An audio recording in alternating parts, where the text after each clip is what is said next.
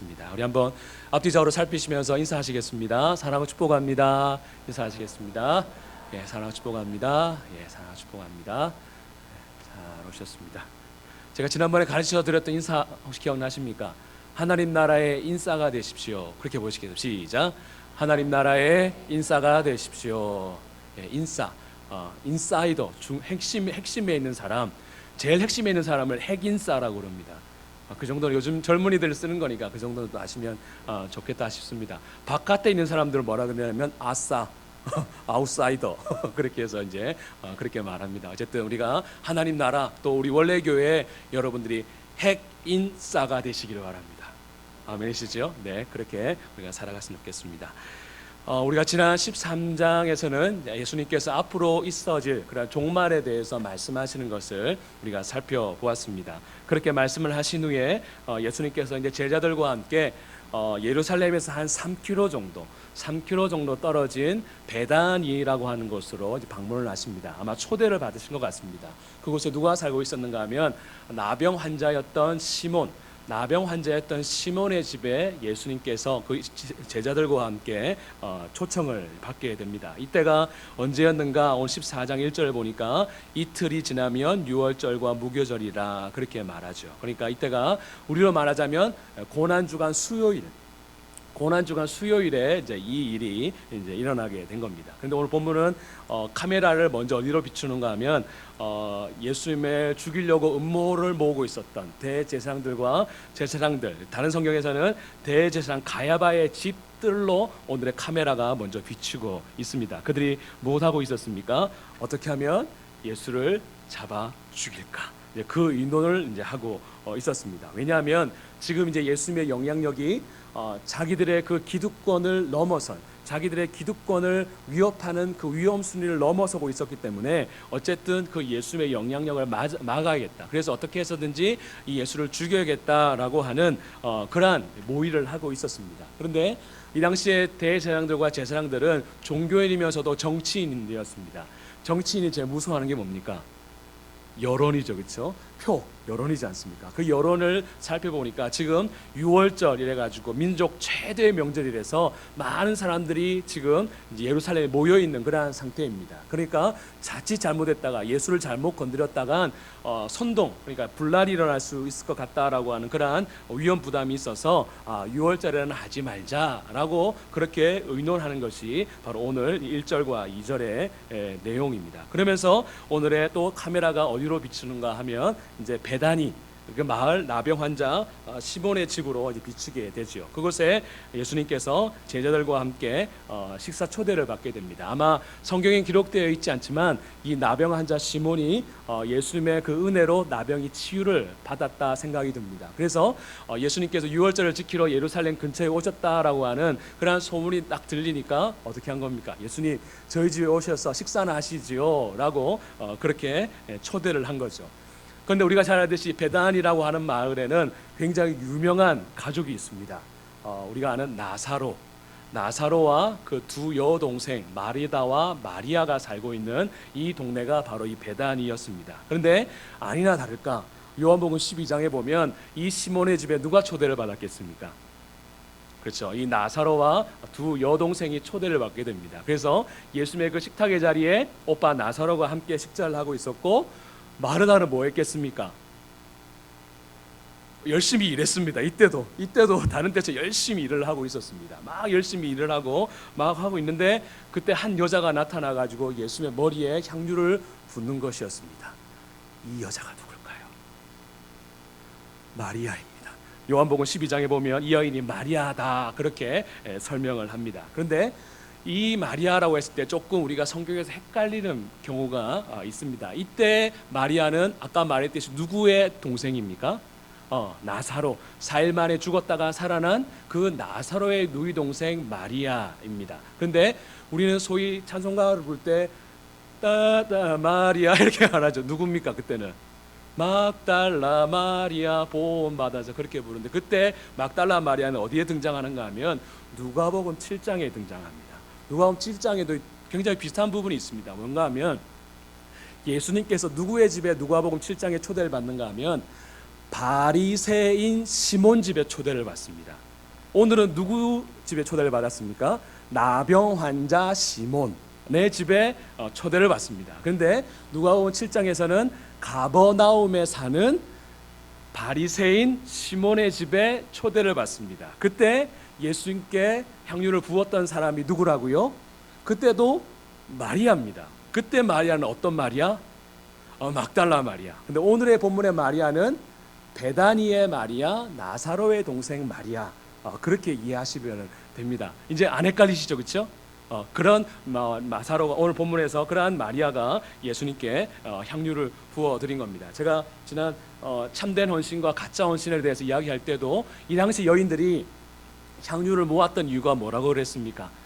결혼의 지참금, 결혼하기 위해서 조금씩 모은 겁니다. 이제 이 향유라고 하는 것이 유대 땅에서 나는 것이 아니고 인도 땅에서 수입하는 수입 물품입니다. 그래서 그거를 돈이 있을 때마다 조금씩 모아가지고 그것을 나중에 이제 결혼할 때 그걸 팔아가지고 지참금으로 쓰기 위해서 이 당시 여인들이 이 향유를 모았다라고 하는 거죠. 근데 예수님께 이것을 어떻게 합니까? 깨뜨려서 다 부어드렸다라고 하는 것은 결국에 이 여인이 그냥 향유옥합 정도만 드린 것이 아니라 무엇까지도 드린 겁니까?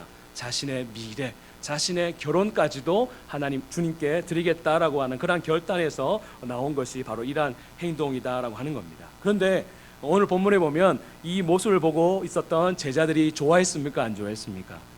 안 좋아했습니다. 크게 화를 내었다 그렇게 말합니다. 그리고 오늘 본문과 똑같이 기록하고 있는 요한복음 12장을 보면 유독히 더 화를 내는 사람이 있었습니다. 누구겠습니까?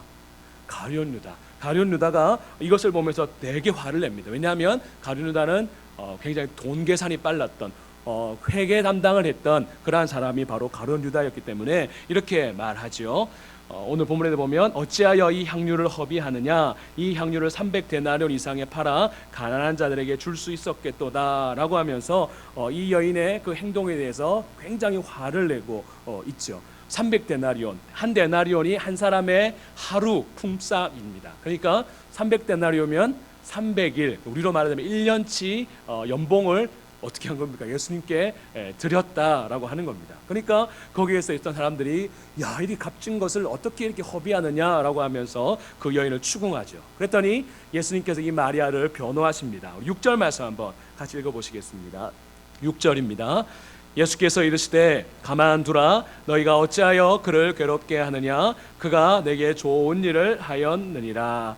아멘. 그렇게 예수님께서 이 여인을 괴롭게 하지 마라, 이 마리아가 나한테 좋은 일, 다른 번역 성경에서는 아름다운 일을 했다, 그렇게 예수님께서 칭찬을 해주시죠. 그러면서 또 8절에 보면 그가 나의 장례를 예비하는 것이다, 준비한 것이다, 그렇게 말씀을 해주시고 9절 말씀 보면 이 여인이 행한 그 일이 복음이 전해지는 곳곳마다 전해지고 칭찬을 받게 될 것이다. 오늘도 저의 입술을 통해서 어떻게 됩니까? 이 여인이 행한 일에 대해서 칭찬케 되는 그러한 복을 그가 받게 되었다라고 오늘 본문은 말하고 있습니다. 그런데 이렇게 예수님께서 이 마리아의 행한 일에 대해서 칭찬해 주시고 또 그것을 예수님의 장사를 지내는 것으로 인정해 주시고 그렇게 좋게 해 주시니까 거기에 대해서 마음이 안 좋아진 사람이 있습니다. 누굽니까?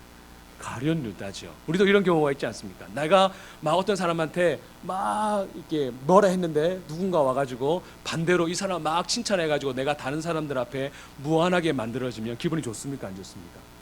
기분이 안 좋죠. 마치 지금 그런 상황이라고 하는 겁니다.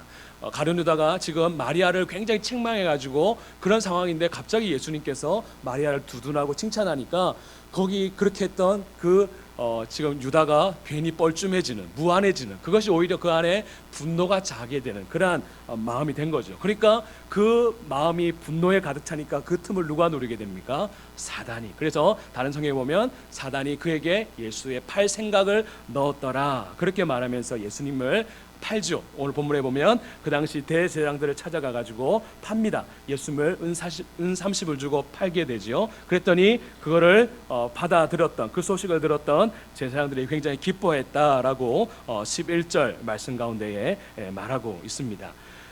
근데 우리는 흔히 이렇게 생각합니다. 은 30하면 굉장히 큰 돈이지 않나, 그런 생각. 그래서 유다가 돈 벌기 위해서 돈 벌기 위해서 예수님을 판 것처럼 그렇게 생각하는 그러한 경우가 있습니다. 그런데 은 30이 그 당시에는 그렇게 큰 돈은 아니었다라고 하는 겁니다.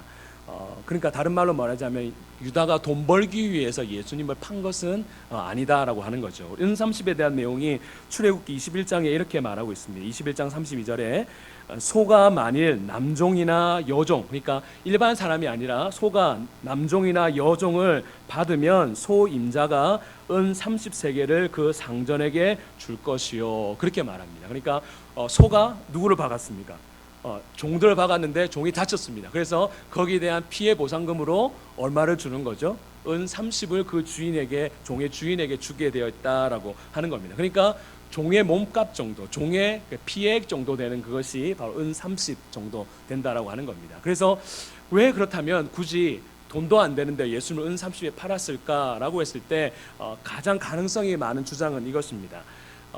가룟 유다는 소위 말해 열심당원, 그러니까 우리로 말하자면 이전에 일제강점기 때의 독립운동과 같은 그러한 역할을 했던 그러한 열심당원이었습니다. 그러니까 그 당시까지 로마로부터 지배를 받고 있었던 그러한 상황이었기 때문에 어떻게 해서든 그 나라가 독립을 했으면 좋겠다, 해방이 되었으면 좋겠다라고 하는 간절한 마음이 있었던 사람이 바로 이 가룟 유다였습니다. 그러니까 그가 예수님을 대할 때도 어떻게 되었는가 하면 예수님을 정치적인 메시아, 예수님이 오셔가지고 이 나라를 뒤집어가지고 로마가 쫓겨나고 예수님이 왕으로 통치하실 것이다. 가룟 유다뿐만 아니라 우리가 지난번에도 계속 보았지만 제자들 또 사람들은 대부분 그렇게 생각을 했었던 거죠. 그런데 유독이 가룟 유다는 그러한 예수님에 대한 열망이 강했던 겁니다. 그런데 예수님이 늘 하시는 말씀이 뭡니까? 서로 사랑해라, 서로 섬겨라, 원수까지도 사랑해라. 그러니까 완전히 약한 사람들이 하는 그런 말을 예수님께서 하시니까 이 가룟 유다 입장에는 굉장히 성이 안 차는 겁니다. 그러다가 예수님께서 요즘에 또 최근 들어 자주 하시는 말씀이 내가 좀 있으면 간다, 좀 있으면 죽는다, 이런 말을 하니까 마음이 굉장히 안 좋은 그런 상황이었습니다. 그런데 마침 오늘 이 마리아 이 사건 때문에 마음이 어떻게 된 겁니까? 굉장히 안 좋은 상황 가운데서 자기가 어떤 생각을 했는가 하면 예수님을 궁지에 몰면, 예수님을 위험의 상황에 딱 몰면 예수님께서 어떻게 하실 거라 생각했습니까? 정체를 드러낼 것이다. 예수님께서 정체를 딱 드러내셔가지고 놀랬지, 내가 바로 이 로마를 정복하기 위해 온 정치적인 메시아다라고 하는 그러한 의도를 가지고 바로 예수님을 아주 헐값에 팔아가지고 위험한 상황에 몰아간 겁니다. 그래서 가지고 거기에 6월절에 모였던 그러한 사람들을 선동하기 시작하면 어떻게 될 수 있겠다 생각한 거죠. 로마로부터 독립을 하게 될 것이다 라고 그러한 생각을 가지고 그가 그렇게 예수님을 팔아버린 겁니다. 그런데 팔았는데 예수님께서 정체를 드러내셨습니까? 그렇게 안 드러내셨습니다. 오히려 어떻게 하시지요? 십자가에 아무 말 없이 달려 죽어버리십니다. 그러니까 그 양심의 가책을 느낀, 스승을 팔아버린 그 가책을 느낀 그 가룟 유다가 바로 자결을 하게 되지요. 어쨌든 오늘 본문에서는 이 큰 두 부류의 사람이 등장한다라고 하는 것을 알게 됩니다. 어떤 사람이겠습니까? 예수님을 이용해서 자기의 기득권을 지키고 자기의 야망을 이루고자 했던 제사장, 대제사장, 장로들, 또 오늘 특별히 대표적으로 가룟 유다와 같은 이러한 사람들. 그래서 이들은 예수님을 이용해서 무엇 했습니까? 유익을 취했습니다. 은 30도 받았고 자기들의 기득권도 유지했습니다. 그런데 이 유익이 어떤 유익이라고 하는 것이죠? 더러운 유익이더라. 우리는 유익하면 늘 좋은 쪽만 생각하지만 어떤 유익도 있습니까? 더러운 유익도 있더라고 하는 겁니다. 그런데 오늘 본문에 나타나는 베다니의 마리아 같은 경우에는 예수님을 위해서 자신의 전 재산과 같은, 또한 자기의 온 미래와 같은 그러한 향유값을 깨뜨려서 예수님의 머리에 부어드립니다. 사람들은 그걸 향해서 뭐라고 했습니까? 허비한다, 낭비한다, 쓸데없는 짓 한다, 그렇게 말씀하셨습니다. 그런데 예수님은 그거를 귀하게 보셨습니다. 낭비했지만 예수님의 눈에는 그게 어떻게 보였다고 하는 거죠? 거룩해 보였다. 그래서 그 낭비가 무슨 낭비라고 하는 겁니까? 거룩한 낭비다, 그렇게 말할 수 있는 거죠. 그래서 이러한 거룩한 낭비를 했던 이 마리아는 예수님 말씀처럼 복음이 전해지는 곳마다 이 한 행위에 대해서 사람들의 입에 칭찬으로서 훌륭한 사람으로서 오르내리게 되었다라고 하는 겁니다. 그렇다면 우리 오늘 본문을 통해서 조금 정리해 볼 필요가 있겠다 생각이 듭니다. 거룩한 낭비와 더러운 유익, 거룩한 낭비와 더러운 유익의 그 차이가 무엇인가라고 하는 것, 그것을 좀 우리가 살펴보고 오늘의 말씀을 정리하려고 합니다. 첫 번째입니다. 이것입니다. 차이가 이것입니다. 거룩한 낭비는 예수님을 목적으로 하고 나를 수단으로 합니다. 그런데 더러운 유익은 나를 목적으로 하고 예수님을 수단으로 한다라고 하는 것입니다. 이해가 되시죠? 거룩한 낭비는 예수님을 목적으로 하고 나를 수단으로 삼지만 더러운 유익은 나를 목적으로 하고 예수님을 수단으로 삼는다라고 하는 겁니다. 오늘 본문 속 마리아가 그렇지 않습니까? 예수님을 기쁘시게 해드리기 위해서 자신의 귀중한 것을 아낌없이 낭비해 버립니다. 그러나 대제사장들과 서기관들 그리고 가룟 유다는 자기의 유익을 위해서 예수님을 팔아버리고 죽여버리기까지 하더라고 하는 것입니다. 그런 면에서 오늘 본문이 우리에게 던지는 질문이 무엇인가라고 했을 때 저와 여러분들에게 예수님이 무엇이냐고 하는 겁니다. 목적이냐 수단이냐라고 하는 겁니다. 여러분에게 있어서 예수님은 목적이십니까 수단이십니까? 물론 우리가 예수님을 처음 믿을 때는 대부분이 어떻게 생각하죠?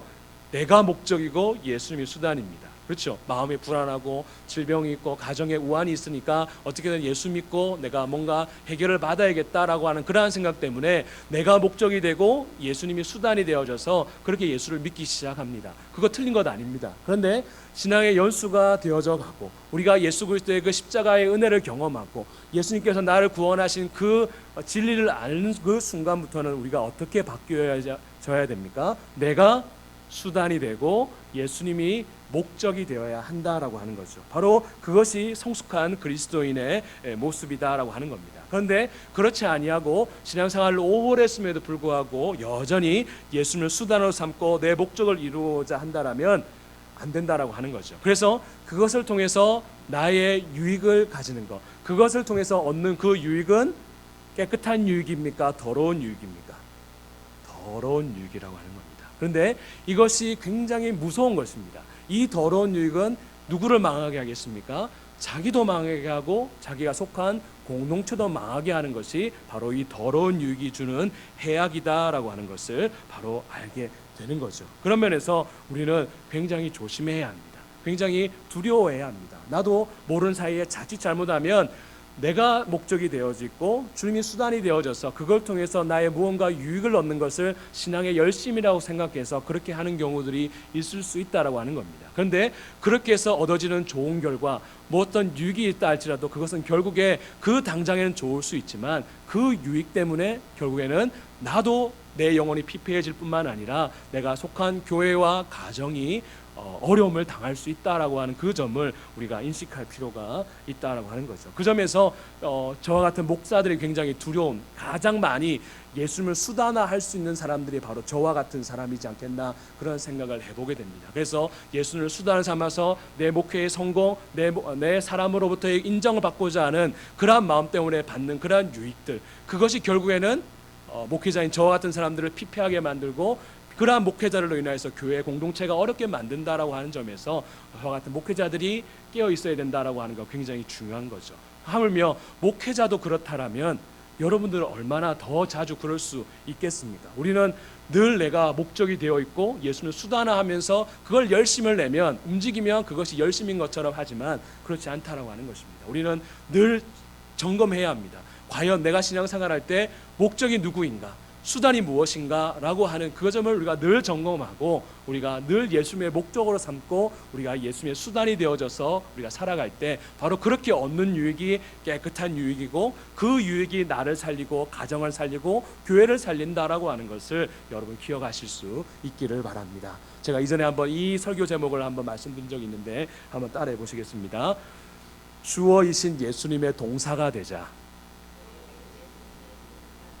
우리가 문장이 되려면 뭐가 있어야 됩니까? 주어가 있어야 되고 동사가 있어야 됩니다. 그렇죠? 주어는 누가 돼야 됩니까? 예수님. 동사는 우리. 그렇죠? 근데 우리가 어떨 때가 많습니까? 내가 주어가 되고 예수님이 동사가 되고 아까 말씀드린 것처럼 내가 목적이 되고 예수님이 수단이 되면 안 된다는 겁니다. 우리가 끊임없이 늘 점검하면서 내가 수단이 되고 예수의 목적이 되도록 그러한 삶으로 얻어진 그 유익이 우리 가운데 참된 유익이고 그것이 바로 우리의 공동체를 살린다라고 하는 것, 바로 그것을 말씀을 하고 있는 거죠. 어쨌든 오늘 본문에서 나타나는 거룩한 낭비는 예수를 목적으로 하고 내가 수단이 되는 것이고, 더러운 유익은 내가 목적이 되어서 예수를 수단으로 하는 것, 바로 그것이 더러운 유익이다라고 하는 것, 바로 그 차이를 말씀하고 있는 것입니다. 두 번째, 거룩한 낭비와 더러운 유익의 차이는 무엇인가 하면 이것입니다. 거룩한 낭비는 계산하지 않는데 더러운 유익은 계산한다는 겁니다. 이해가 되십니까? 다시 한번 말씀드릴게요. 거룩한 낭비는 계산하지 않습니다. 계산적이지 않다는 겁니다. 그런데 더러운 유익은 계산한다는 겁니다. 계산적이라고 하는 겁니다. 오늘 본문의 마리아를 한번 생각해 봤으면 좋겠습니다. 예수님께 자기의 향료값을 바치려고 할 때 이거 300데나리온 이렇게 계산했으면 바칠 수 있었을까요? 못 바쳤을까요? 모르겠습니다. 바칠 수도 있겠을까 생각이 듭니다. 근데 마음속에 굉장히 떨림, 아깝다 이런 마음이 조금이나 들었을 수 있을 겁니다. 근데 제 생각에는 계산 안 했을 것 같습니다. 계산 안 하고 예수님이 오셨다라고 하는 그 말을 듣고 우리 오빠를 살려주신 예수님께 내가 무엇인가 드릴 수 없을까, 드릴 것이 없을까라고 하는 그 마음 때문에 예수님 앞에 깨뜨려 버렸습니다. 깨뜨렸다라고 하는 것, 자기의 그것을 계산하지 않고 드렸다라고 하는 것은 결국에 무엇을 말하는 것이겠습니까? 예수님을 사랑했기 때문에, 예수님을 사랑했기 때문에 계산하지 않았다라고 하는 겁니다. 여러분, 사랑하면 아깝습니까? 아깝지 않습니까? 안 아깝죠. 자식들 여러분 지금까지 키우는데 얼마 돈 드셨습니까? 계산하고 계십니까? 모르죠, 그렇죠? 아마 좋게 결혼까지 시키려면 몇 억이 들어올 겁니다. 그런데 계산하지 않습니다. 왜 그렇습니까?